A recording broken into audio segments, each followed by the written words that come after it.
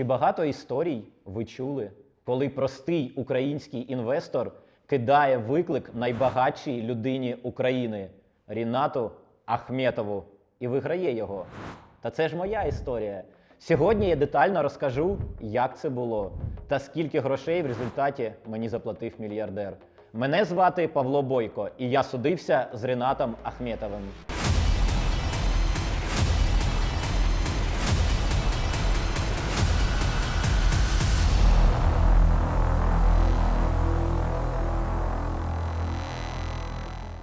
Самая яркая моя сделка – покупка Авдеевского коксахима. Я детально розповім, як спочатку заробив на акціях Авдіївського коксахіма, а потім, як Метінвест позбавив акцій мене та інших дрібних акціонерів через процедуру сквізауту. Это ставит под вопрос вообще любые инвестиции такого толка, если любой условный олигарх может тебя как акционера высадить из лодки. Це історія про війну і гроші, про зухвалість і справедливість, і про те, що навіть одна людина може протистояти системі. Відомий успішний інвестор Павло Бойко зміг виграти в суді у Ріната Ахметова $1,5 мільйона. Як я очолив боротьбу і переміг завдяки реформам після Майдану? Це прецедент, який захищає усіх інвесторів і покращує інвестиційне середовище. Моя цеглина в розбудову незалежності України і наше майбутнє. Своїм судом по Авдіївському коксахіму я зробив для країни більше, ніж я заробив би там $100 мільйонів і заплатив податки, чи дав би на благодійність. Виграв я у нього $1,5 мільйона, і мої інвестори там усі ми разом там біля 5 мільйонів. 2014 рік. Росія без оголошення війни нападає на Україну. Спочатку Крим.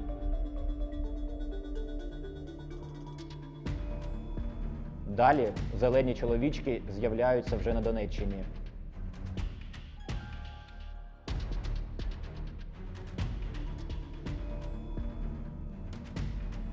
Тисячі українців стають біженцями. Хтось ховається в підвалах від обстрілів, а хтось бере до рук зброю, щоб захищати країну, яка щойно пережила Революцію Гідності.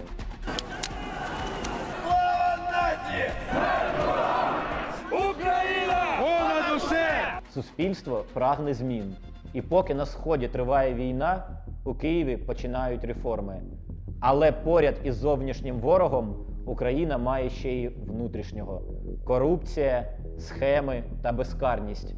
Впливові олігархи керують економікою так, наче це їхня приватна власність. 20 лютого – ранок Революції Гідності і борці за Україну. За розкрадання майна!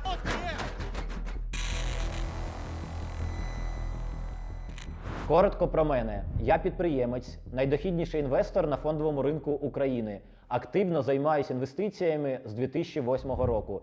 Скрупульозно вивчаю компанії, ринки, міжнародну ситуацію і купую долю в бізнесах, коли вони недооцінені. Ніхто в них не вірить і всі їх активно продають.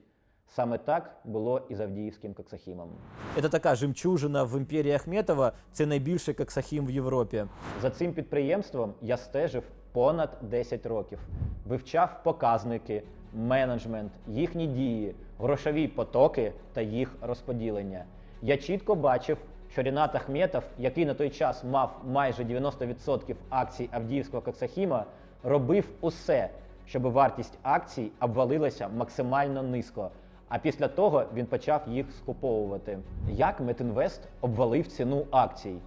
Через трансферне ціноутворення, тобто продавав своїм компаніям продукцію за заниженими цінами, і за документами завод був збитковим. Були залучені медіа, почались публікації про те, що Авдіївський коксахім – це дуже збитковий бізнес. А пізніше олігарх взагалі вилучив підприємства з біржі. Коли він її вилучив, це була паніка у міжнародних інвесторів, вони також почали сливати за безцінь, бо що розуміють, що в Україні произвол, і ніхто, якщо компанії не котуються на біржі, ніхто їх захистити не зможе. Перенесемося в 2013-й, точніше його кінець. Обнадії та очікування українців про асоціацію з Євросоюзом Янукович витирає ноги. На саміті у Вільнюсі він неочікувано ставить хрест на майбутньому України в ЄС. і розвертає Київ у бік Кремля. Але стається народний вибух. З кожним днем Майдан розростається до гігантських розмірів протестів, через які Янукович тікає в Росію. Наляканий Майданом, похмурий і все ще дуже багатий. З найдорожчим майном Віктор Янукович залишає Межигір'я. Це його останні кадри ще вдома. Колишній президент та 21 його охоронець летять у Харків. Я, звісно, теж брав активну участь у Революції Гідності. Але навесні 14-го стає зрозуміло, Кремль по максимуму скористається ситуацією. І після Криму розгорнеться війна на Донбасі. Двомісячна облога міста Слов'янськ, захопленого всередині квітня терористичною бандою. Готові? Під гору! Короткими огонь! Криза в Україні була невідворотною. Причина – загальна корумпованість і низька політична культура суспільства. Неадекватна політика Януковича протягом 4 років лише поглиблювала ситуацію. Я делал все для того, чтобы в стране не было кровопролития. Но произошло так, как произошло. И вандализм, и бандитизм, и государственный переворот. Якби Федоровича не скинули, на Україну чекав би колапс. Ми стали би бідною копією Росії. На додаток, ситуація в Україні ускладнювалася тим, що Москва розірвала з нами економічні зв'язки. У 2014-му Україна стикнулася із найбільшими у 21 столітті викликами, включно з економічною кризою, військовим конфліктом на Сході, анексією Крима Росією. Падіння внутрішнього попиту та слабкий зовнішній попит спричинили падіння реального ВВП на 6,8%. Та найголовніше, анексувала Крим та почала війну на Донбасі. Ви робите ефективні реформи, але якщо завтра можуть прийти танки, то будь-який інвестор 100 разів подумає, а чи варто вкладати кошти. Я понимал, что если Янукович сможет задавить протесты, то, скорее всего, я эмигрирую. Но, слава богу, Майдан победил, стало очевидно, что власть изменилась и будут проходить реформы.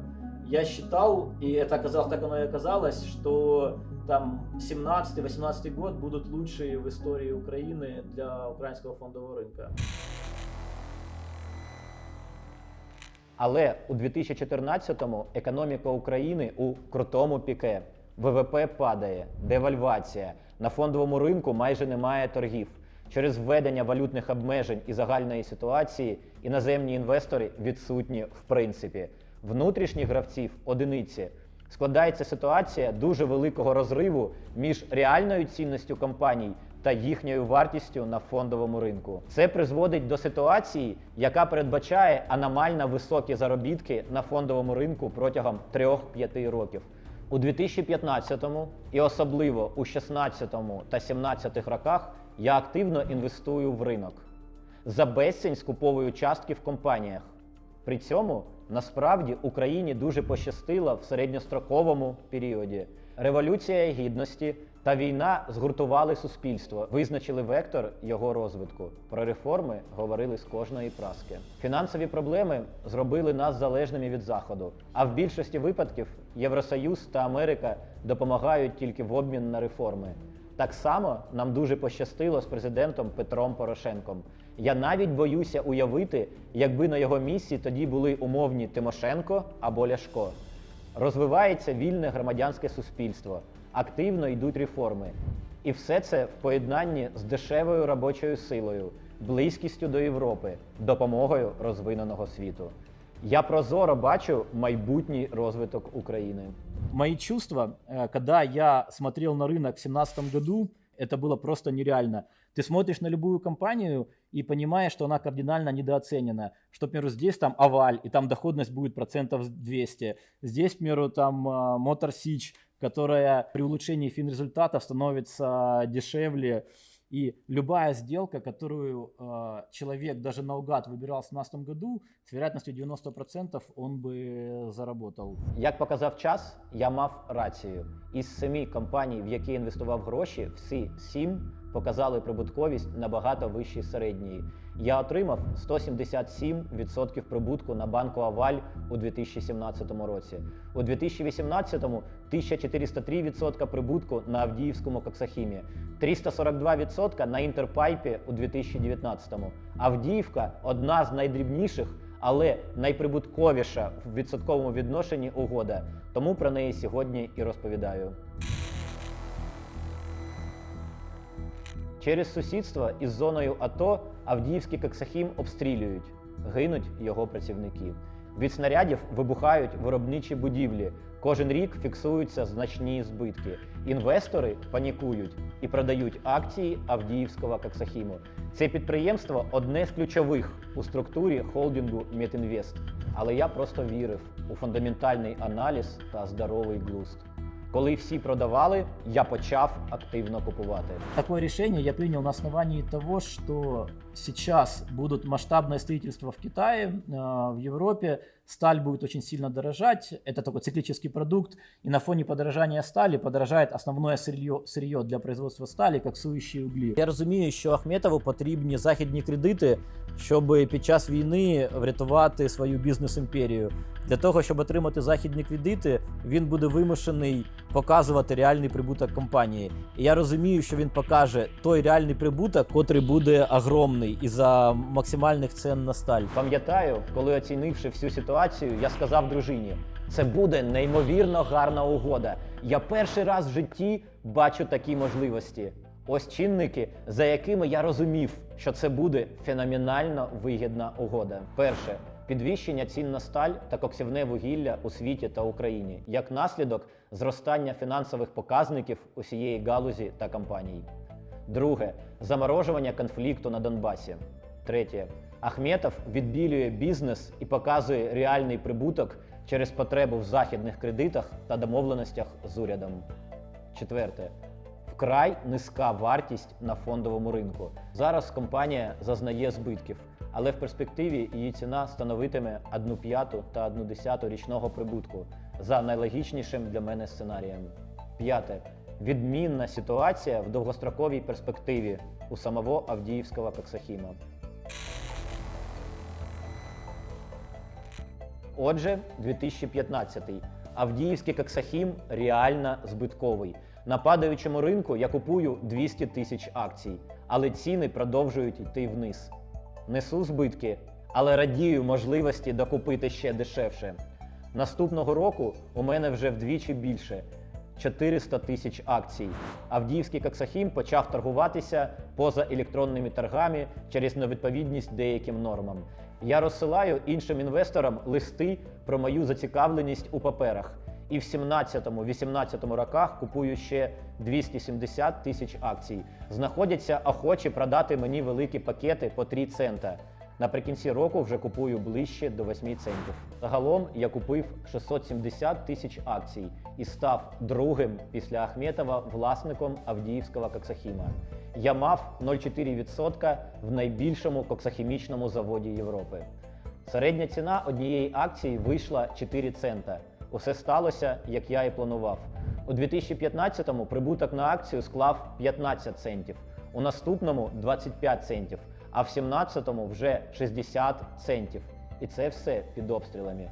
Нерозподілений прибуток – $1,5 на акцію, власний капітал – $2. Якщо оцінювати справедливо, то ціна акцій мала би коштувати мінімум біля $5. Вдумайтесь в цифри. Завод коштував 900 мільйонів, коли був збитковим. Потім він став неймовірно прибутковим. Він заробив за 2017 рік $100 мільйонів. Ну, будь-яка людина подумає, якщо такий прибуток, акції повинні дорожчати. Але ні. Завдяки тому, що Ахметов маніпулював так сильно, навіть при зростанні прибутку, завод став коштувати 10 мільйонів. Заробляє за рік 100 мільйонів, коштує 10. У той час, крім мене, акції скуповує і власник Ринат Ахметов. Зрештою, у нього на руках опиняється 95% акцій. І ось 2018 рік, з якого все і почалося. У квітні Авдіївський коксахім оголошує збори акціонерів, де буде піднято питання, як розподілити прибуток. Звісно, я поїхав у Маріуполь. Збори пройшли чудово. Незабаром люди мали отримати дивіденди. Але менше ніж через місяць замість доходів акціонери отримали листи від топ-менеджменту Авдіївського Коксахіма. Власник примусово викуповує у них акції. Всі 100% опинилися в одних руках. Ті ж руки отримали дивіденди. У вас есть квартира, которая стоит $60 000, и она дает за год аренду $4 000. Уже через неделю вы должны получить свой арендный платеж, и у вас принудительно выкупают вашу квартиру за $4 000. То есть у вас ее выкупили, и через неделю получили сами этот арендный платеж. То же самое Ахметов сделал со всеми акционерами Авдеевского Коксахима. Примусовий викуп – це цілком законна процедура. Називається сквіз-аут. Акціонер, у якого є 95% акцій, може примусово викупити останні 5% у інших акціонерів. Але є правила такого викупу. Ціна акцій має бути не нижча за ринкову, не менша за ту, за якою він сам купував акції, і не нижча за експертну оцінку. Кишенькові експерти Мітінвеста оцінили, що Коксахім коштує набагато дешевше нерозподіленого прибутку і на рівні дивідендів за 1 рік. Тобто ціну акцій сфабрикували, вона виявилась у 5 разів дешевше, ніж за оцінками незалежних експертів. Акції олігарх викупив по 60 центів. На порядок дорожче від ціни закупівлі, але дешевше за їхню реальну вартість. Тобто я, який купував по 4 цента, заробив у 15 разів більше, ніж інвестував. Але все ж це була несправедлива угода, бо фактично власник вкрав у простих акціонерів понад $20 мільйонів.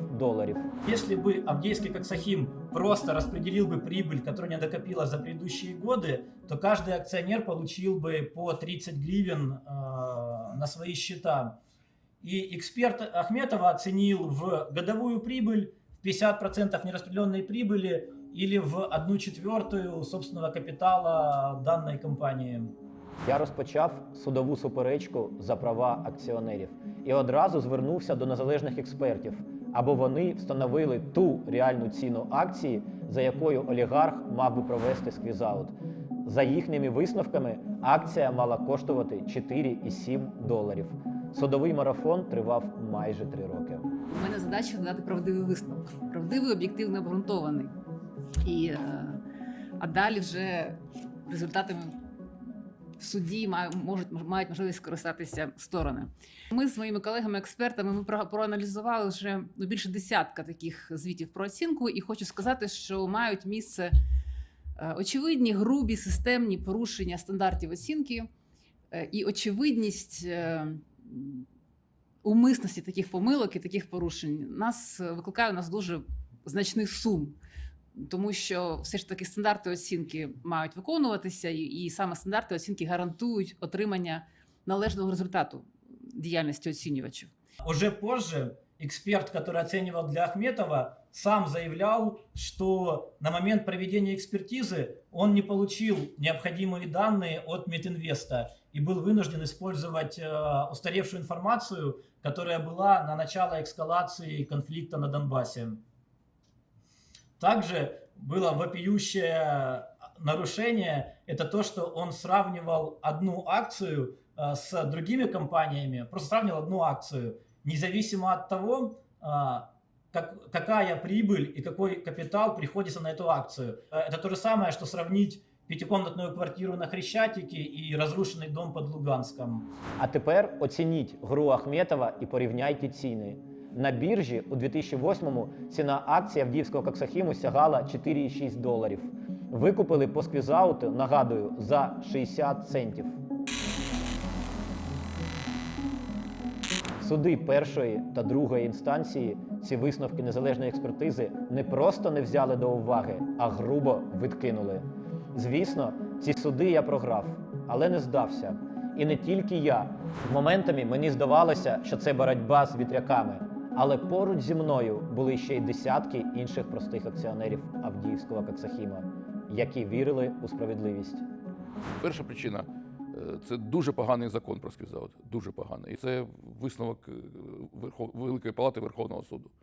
Він сказав, що закон прописаний так, що він забезпечує безумовну перевагу олігархів. Друга причина полягає в тому, що суди, особливо в першій і другій інстанції, дуже не схильні були ображати олігархів. На початках суди першої апеляційної інстанції не прийняли ні одного законно обґрунтованого рішення. Ми почали медіакампанію. Десятки інтерв'ю, статей, дописів у соцмережах. Я розумів, що публічний розголос може суттєво вплинути на ситуацію. І от тепер про реформи після Революції Гідності. Верховний суд до того часу вже був реформований. Саме він виявився чесним та незалежним. Колегія суддів винесла справедливий вердикт на захист прав дрібних акціонерів. Реформированный Верховный суд в довольно откровенной и прямой манере использовал такие выражения, как что Напсовет целиком понимал необъективность этой оценки, и что даже любому разумному человеку очевидно, что экспертная оценка не соответствует справедливой и рыночной цене. Це не, як я вже на початку казав, не просто якась приватна справа. Це справа, яка стосується насправді державної ваги. Це справа, яка стосується того, чи будуть приходити інвестори, чи будуть жити і залишатися наші громадяни у нас в країні, чи будуть вони виїжджати за межі нашої країни, і чи дійсно будуть виконані хоч колись ті обіцянки про ту ж саму деолігархізацію, про яку ми говорили, про ту ж саму реформу судів, і, в принципі, про реформування в нашій державі, яке зараз, на жаль, просто загальмувалося. Ми ж не зразу отримали в Верховному суді потрібне рішення, бо навіть колегія сама не наважилася, вона передала справу у так звану палату з розгляду корпоративних спорів. І вже палата своїм авторитетом підтверджувала, що ми праві. Верховний суд встановив, завдяки цій нашій справі, встановив жорсткі правила визначення справедливої ціни, які не допускають великої суб'єктивності. Ми виграли справи проти Метінвесту у Верховному суді. Все відбувалося з повагою до опонентів та з дотриманням принципів верховенства права. Це був рівень міжнародного бізнесу, де цінується репутація, а суперечки вирішуються цивілізовано. Конфлікт було врегульовано мировою угодою. І це яскравий приклад того, як в Україні може працювати правова держава. Це перший кейс в історії судової системи України, коли простий інвестор переміг олігарха. І саме на нього орієнтуються не лише українські оцінщики та суди, а й міжнародні інвестори, які планують інвестувати в український бізнес. Але паралельно почалася зовсім інша історія. У 2023 році я очолив боротьбу за права тисяч акціонерів Кернел з усього світу. Ця справа має багато спільного з Авдіївським коксохімом, але її масштаби значно більше. І масштаб зловживань та втрат для економіки України на порядок вищий. Ми досягли великого успіху в юридичній площині, але цього разу я зіштовхнувся з шаленим тиском поза межами закону та сфабрикованими кримінальними справами. На жаль, сьогодні це реалії українського бізнесу. Я був вимушений вивезти сім'ю з України, незважаючи на своє категоричне небажання залишати країну під час війни. Все це буде в окремому відео і в заголовках світових ЗМІ. Іноді окрема людина може змінити історію. Перемога в судах над Авдіївським коксохімом стала прецедентом. Сьогодні на нього орієнтуються не лише юристи, оцінщики та суди, навіть міжнародний бізнес, приймаючи рішення про інвестиції в Україну, бере до уваги цей кейс. Тому бийтеся за правду, за справедливість і майбутнє варто боротися.